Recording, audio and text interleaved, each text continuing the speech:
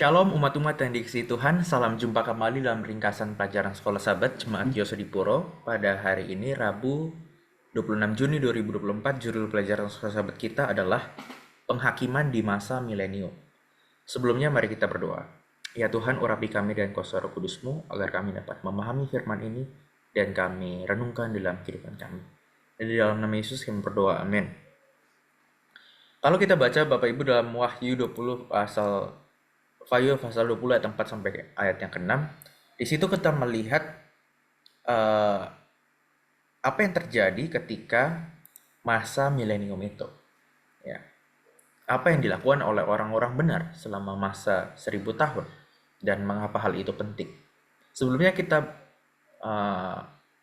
sudah mengetahui ya sebagai orang Advent bahwa masa milenium itu adalah masa 1000 tahun setelah sesaat kedatangan Kristus yang kedua kali untuk menjemput umat-umatnya.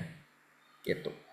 Nah, lalu apa yang terjadi dengan orang-orang benar pada masa 1000 tahun itu? Dikatakan dalam ayat ini bahwa mereka diserahkan kuasa untuk menghakimi.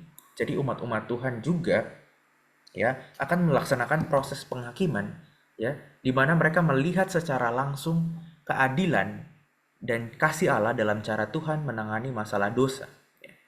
Jadi pertanyaan-pertanyaan mengapa seseorang masuk surga atau tidak ya dan bahkan dirinya sendiri ya kok bisa masuk surga itu akan terjawab dalam proses penghakiman ini. Tetapi penghakiman ini tidak akan menentukan siapa yang akan masuk surga atau tidak, tetapi hanya melihat keadilan Tuhan dalam memutuskan ya siapa yang akan masuk surga ya, siapa yang masuk surga atau tidak. Jadi umat manusia akan memahami bagaimana upaya Tuhan yang penuh kuasa untuk menyelamatkan setiap orang yang pernah hidup ya. Mereka juga akan menyadari bahwa setiap orang yang terhilang ya telah kehilangan surga karena penolakan pribadi mereka terhadap Yesus Kristus ya. Jadi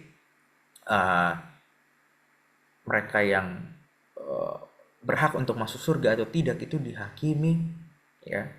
dihakimi oleh orang-orang benar pada masa 1000 tahun, tapi tidak untuk menentukan siapa yang masuk surga atau tidak, tapi bagaimana upaya Tuhan untuk menyelamatkan umat-umat yang pernah hidup ya.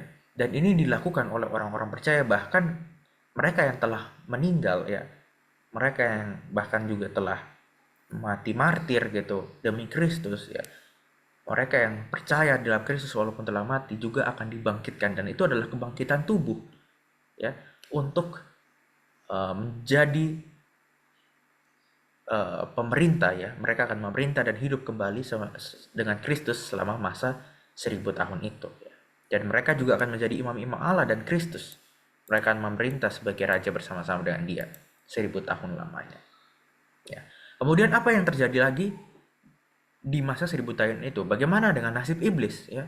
Kalau kita baca dalam Wahyu pasal 20 ayat yang seterusnya, iblis dan para malaikat jahat itu akan merenungkan konsekuensi mematikan dari dosa ya. Mereka tidak dapat lagi menggoda manusia ya. Mereka dirantai, iblis itu dirantai ya.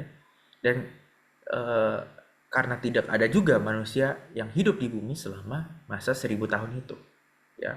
Jadi umat-umat Tuhan yang benar, orang-orang percaya telah dibangkitkan, tetapi ada kebangkitan lain. Tetapi itu untuk mereka orang-orang yang tidak percaya kepada Tuhan yang akan dibinasakan. Nah, selanjutnya yang terjadi di akhir masa milenium ya, di akhir pada masa milenium ini adalah orang-orang jahat ya akan dibangkitkan ya untuk menghadapi penghakiman dan menerima ganjaran daripada kematian kekal ya. Dan pada saat mereka dibangkitkan ya, ia atau iblis di ayat 8 di sini akan menyesatkan bangsa-bangsa pada keempat penjuru bumi, yaitu Gog dan Magog. Nah, istilah Gog dan Magog digunakan untuk melambangkan iblis dan orang-orang jahat dari segala zaman yang kecenderungannya tidak akan berbalik kepada Tuhan. Ya. Iblis akan memengaruhi mereka untuk melawan Tuhan. Ya. Dia akan mengumpulkan mereka untuk berperang ya. Dan jumlah mereka sama banyaknya dengan banyaknya pasir di laut. Sangat banyak ya. Ya. Dan mereka akan mengepung perkemahan tentara orang-orang kudus itu. Ketika di akhir masa milenium itu, tempat kudus itu, Yerusalem baru akan turun ke bumi. Dan di saat itu pun akan terjadi pertempuran terakhir yang hebat. Peperangan terakhir yang sangat luar biasa di alam semesta ini. Ya. Umat-umat Tuhan ya, dan Kristus akan dikepung oleh setan dan pengikut-pengikutnya. Tetapi apa yang terjadi?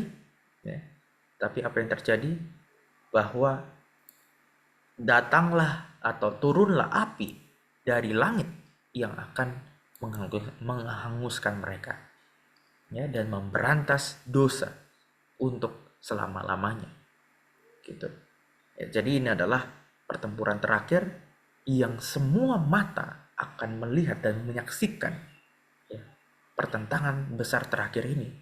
Tetapi kita akan melihat bagaimana Tuhan akan melindungi umat-umat yang setia kepadanya pada akhir pertempuran itu.